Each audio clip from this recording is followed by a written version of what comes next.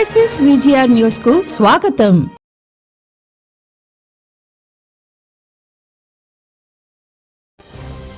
మా ఛానల్ కు సబ్స్క్రైబ్ చేయండి.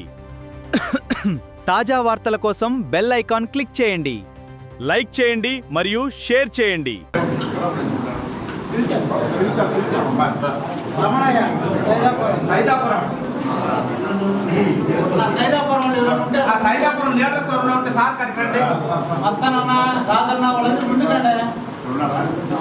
కలవాయి మండలం 13 మంది 5,93,000. అదేవిధంగా రాపూరు ముగ్గురు 88,198. సైదాపురం మండలం ఇద్దరు 82,275. 2,82,275. బాలాయపల్లి 2,51,953. డక్కీలి 7 మంది 3,09,281. వెంకటగిరి 6,40,774. వెంకటగిరి రూరల్ 2,33,000. మొత్తం కలిపి 23 లక్షల చిల్లర.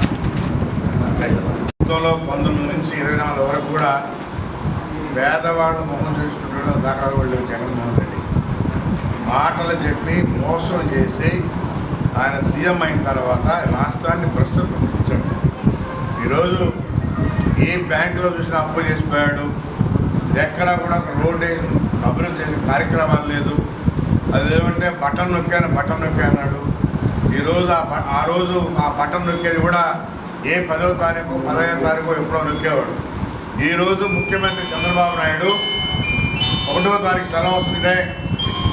1వ తారీఖు సెలవు వస్తుందంటే ముందు రోజే బటన్ నొక్కే కార్యక్రమం చేస్తున్నాడు.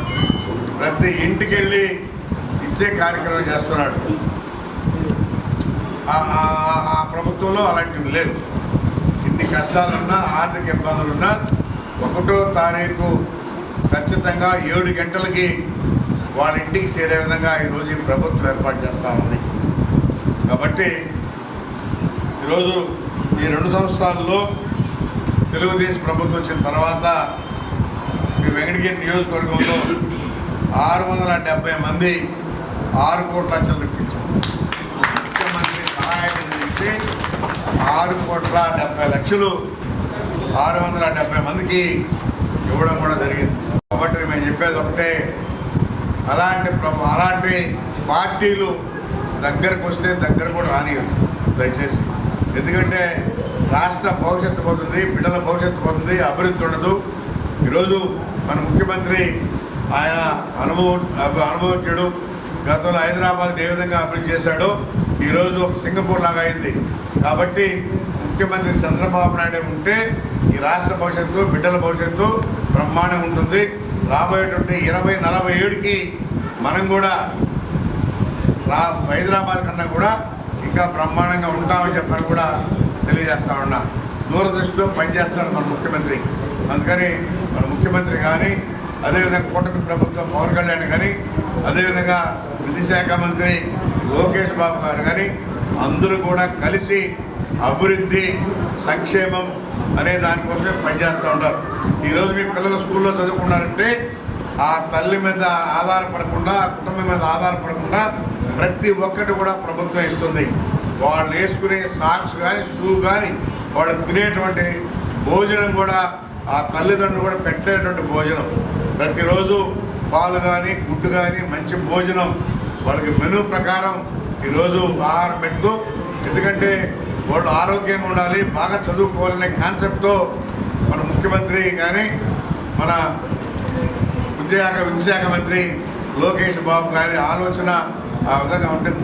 గతంలో పవన్ కళ్యాణ్ కూడా అదేవిధంగా మీరు గతంలో చూస్తే ఇలాంటి ఏర్పాట్లు ఏమీ లేవు. మీ బిడ్డలు తినే బియ్యం కూడా సన్న బియ్యము, గుడ్డు, పాలు, మళ్ళా చిక్కీలు, స్నాక్స్ కూడా ఇస్తారు సాయంత్రం. మీ బిడ్డలను అడిగి తెలుసుకోవచ్చు. కాబట్టి ఇంకా మాయలో పడద్దు. ఈ రాష్ట్రం బాగుండాలి, బిడ్డల భవిష్యత్తు బాగుండాలంటే మీరు మాయలో పడద్దని చెప్పి తెలియజేస్తూ మీ అందరికీ పేరు పేరున నమస్కారాలు తెలియజేస్తూ, ఈ విధంగా ఇది నిరంతరం ప్రక్రియ. ఎవరైతే ముఖ్యమంత్రి సహాయ నిధికి బిల్లులు తెచ్చిస్తారో పెడుతూ ఉంటాం, తెచ్చే విధంగా ఇస్తూనే ఉంటాం. ఇంకా కూడా చాలా ఉన్నాయి, ఇవ్వాల్సి ఇవి వస్తూనే ఉంటాయి. కాబట్టి ఇలాంటి కార్యక్రమాలు గత ప్రభుత్వం లేవు. జగన్మోహన్ రెడ్డి 10,000 ఇచ్చినటువంటి దాఖలాలు లేవు. కాబట్టి ఇది మీరు గుర్తుపెట్టుకోవాలని చెప్పి తెలియజేస్తూ సెలవు.